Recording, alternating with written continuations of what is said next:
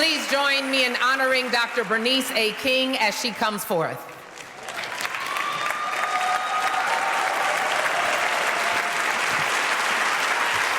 Thank you. Now, this is the day that the Lord has made. We ought to all rejoice and be glad in it. Let the redeemed of the Lord say so in this place. Hallelujah. You may be seated. On behalf of the King Center, I welcome you to the 2026 Beloved Community Commemorative Service. I want to thank all of my King Center staff and team and volunteers for all the work they put into bringing forth an extraordinary week of activities, including today's commemorative service and our community service project. So thank you so much from the bottom of my heart. Love you deeply and dearly. Thank you, Ebenezer, for opening your doors, Pastor Warnock, once again to us. We gather in this sacred space again to commemorate the life, the legacy, and the liberating love of my father, the Reverend Dr. Martin Luther King Jr. On what would have been his 97th birthday and the 41st observance of the national holiday, 41 years in. And I dare to say and declare, and we ain't going nowhere. We do so at a time when the world is trembling under the weight of its own contradictions, a time when inhumanity, injustice, and inequity have risen to devastating heights, a time when our nation is fractured by polarization, poisoned by fear, and paralyzed by division. We gather in a moment charged with both peril and promise, a moment when the soul of our nation is crying out, not with a whisper, but with a groan of urgency for healing, for direction, for a way forward that binds our wounds rather than deepens them. We are living in a moral crisis, not symbolic, but so deep. Our humanity is at stake.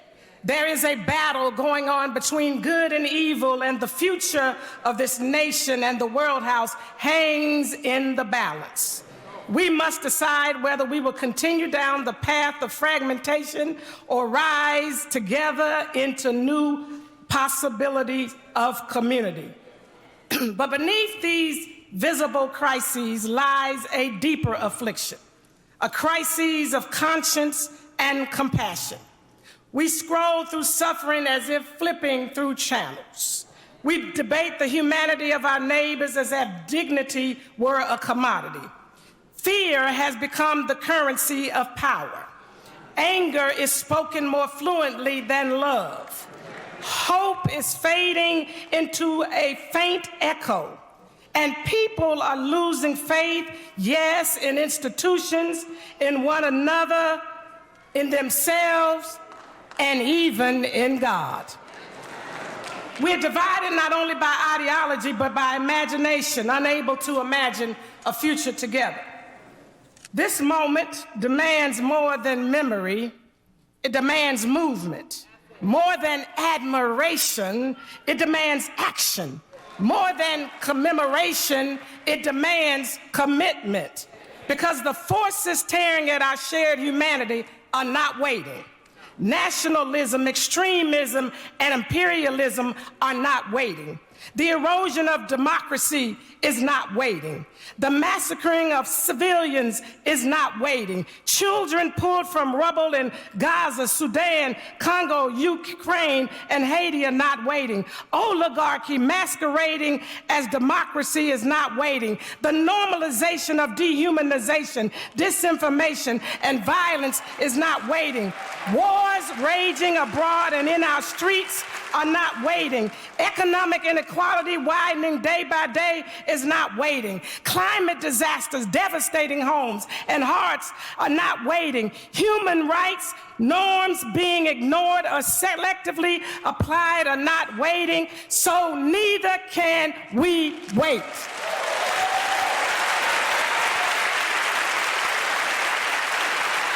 This is the hour when truth must be louder than fear, This is the hour when courage must be stronger than convenience.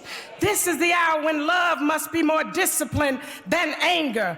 This is the hour when we choose the way that leads to life. That way is the nonviolent way, the love-centered Kingian way, the way that honors the dignity of every person, even adversaries, that resist the forces dividing us through ideology and identity, partisanship and propaganda.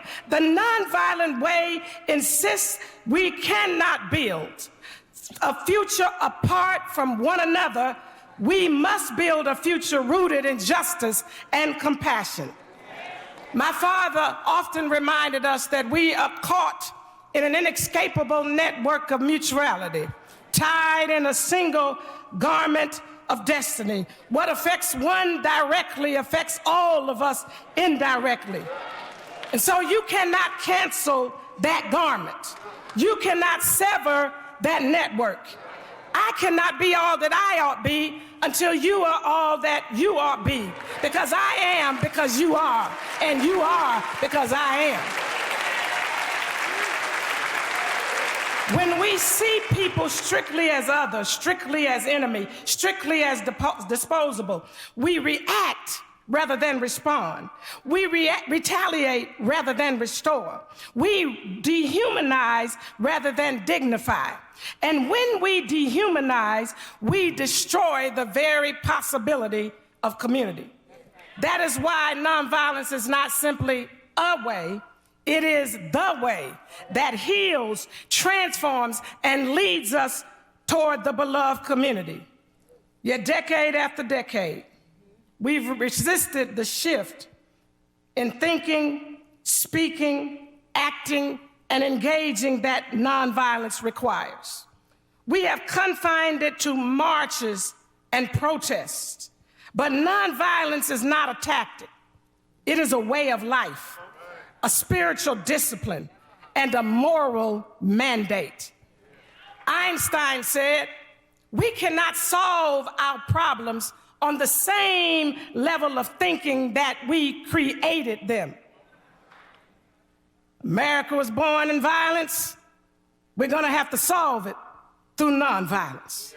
Nonviolence lifts us to a higher plane where love guides logic and compassion directs courage. The problems we face today are not only political or economic, they are moral and spiritual problems, rooted in the erosion of good. And when a society grows suspicious of good or punishes good, the society is in danger. We saw this danger in the tragic killing of Renee Nicole Good. Her death was not just a physical tragedy. We've seen many of those. We've experienced too many of those.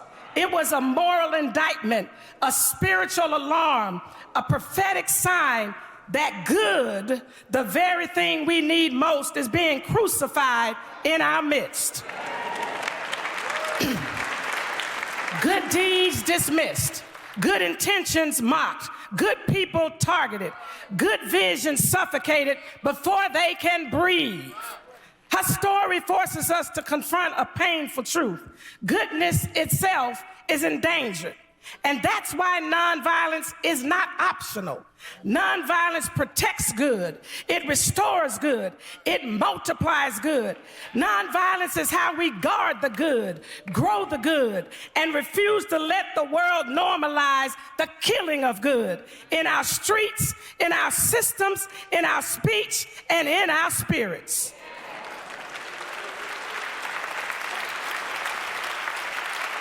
As we confront the killing of good, we must also confront the killing of truth.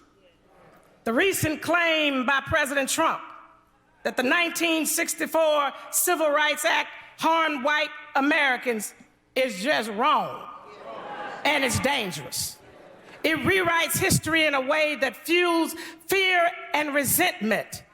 My fathers and so many leaders of the movement, Fred Shuttlesworth, Diane Nash, John Lewis, I can call the roll, but I won't do it today, did not risk their lives to divide this nation.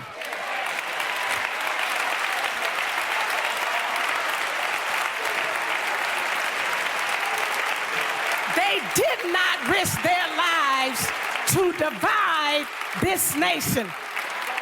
They did so because America was denying millions basic rights, the right to work, the right to vote, to live where they please, to move through society with dignity.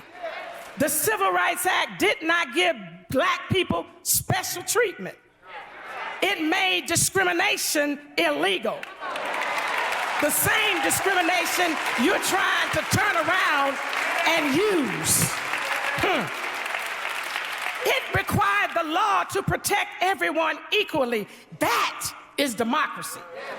So to my white brothers and sisters, the Civil Rights Act was never meant to harm you. It was meant to heal a nation broken by injustice. Fairness does not steal from you. Justice strengthens us all.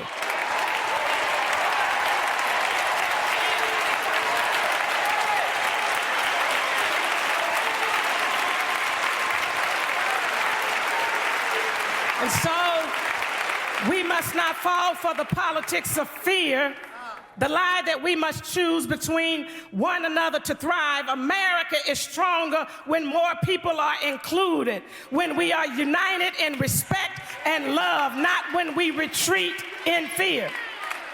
The beloved community is not built by blaming one another. It's built by protecting the dignity of everyone. And so, on this King holiday, we are not going backwards.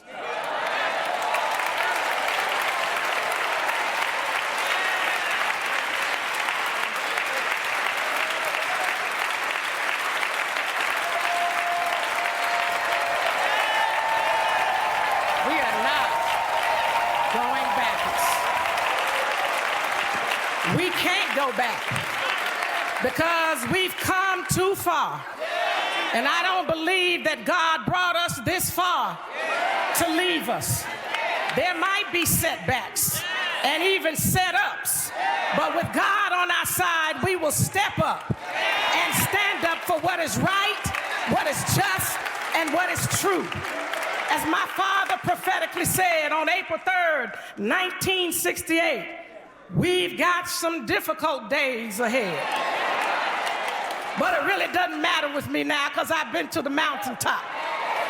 God's allowed me to look over and see the promised land. And I may not get there with you, with us today, but we as a people will get to the promised land. And so if no billy club, no biting dogs, no water hoses, no cattle prods could stop them or turn them around, then no ice or ice rays will turn us around.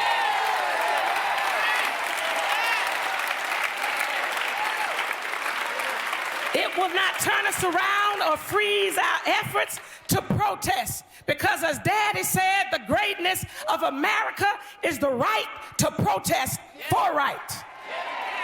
No DEI removals or DEI bans will break our resolve to create a just, equitable, and inclusive society. We will rise because the hour demands it. We will stand because truth requires it. We will act because justice compels it. We will build because the future depends on it. We will become because our children deserve nothing less. We will rise not with domination, but with dignity. We will stand not on fear, but on moral courage. We will act not out of rage, but out of love, the fierce enough to confront and tender enough to heal. We will build not monuments to division, but pathways to shared destiny. We will become not what history has tried to make us, but what God created us to be. So let it be said on this 2026 King holiday of us that not that we commemorated the dream, but that we carried it. Not that we admired a legacy, but we lived it. Not that we waited for justice, but we walked toward it with courage, with clarity and conviction. And by God's grace, we will rise. We will stand. We will act. We will build community and unite a nation the nonviolent way, the higher plane of emotional intelligence, strategic clarity, spiritual stamina, and spiritual love, the higher plane of responding without reacting, of confronting without condemning, of resisting without retaliating, of building without breaking. The mission is possible. So walk together, children. Don't you get weary. Work together, children. Don't you get weary. Struggle together and hold on together, children. Don't you get weary. Mobilize and organize and strategize together, children. Don't you get weary. Fuss, fight, but get over it together, children. And don't you get weary. But don't forget to pray together, children, or you will get weary. So walk together, children.